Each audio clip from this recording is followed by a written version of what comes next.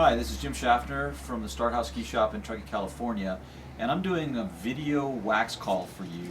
And right now it's spring conditions in Tahoe. There's two races going on this weekend that will have slightly different conditions. One is taking place in Mammoth, and the conditions will differ a little bit because it's higher altitude and a little bit colder at night versus the race in Tahoe, which slightly lower altitude and not quite as deep a freeze. But we are in a spring thaw cycle in Lake Tahoe right now, which will allow the snow to actually freeze and get below 0 centigrade or below 32 degrees Fahrenheit at night. But during the day, the snow temps will be right around 0 centigrade and or 32 degrees Fahrenheit.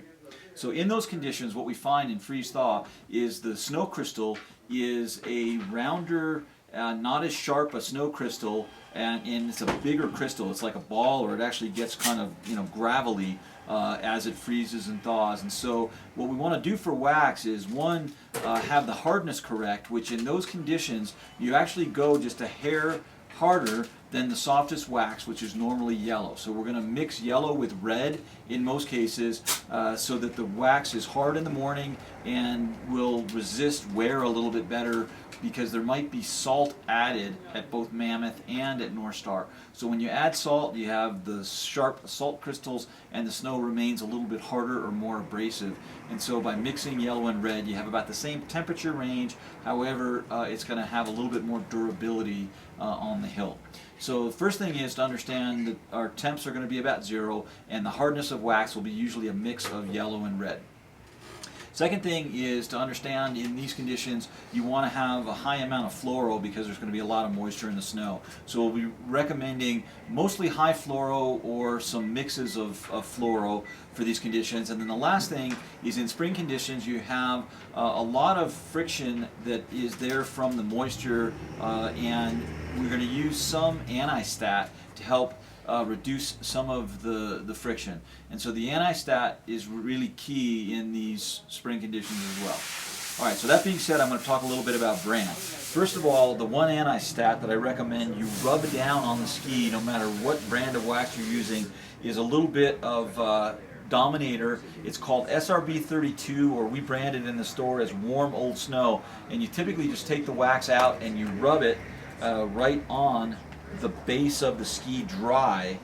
You can see it makes a thin film. You'll rub that on the base before you wax over it. So that's would go no matter what brand you're actually going to wax over it. This is the anti-stat that I recommend that you use. So moving ahead with Dominator, you have two choices. One is to use their yellow and or pink mixed with high fluoro. So these are called high fluoro yellow or high fluoro pink. You would use these 50-50 hot waxed onto the ski. If your kids are younger, under age 14, I recommend using just Race Zoom from Dominator. It's already kind of these two waxes mixed together with some anti-stat in it. You can see it's a gray wax. It's already got a little bit of anti-stat in it as well. So if you're going to use a single mix, this is the simplest way to get good results out of a wide range of condition in the spring. Moving on to Toco, they make high fluoro versions of red and yellow. So you would mix these two together 50-50 on the ski.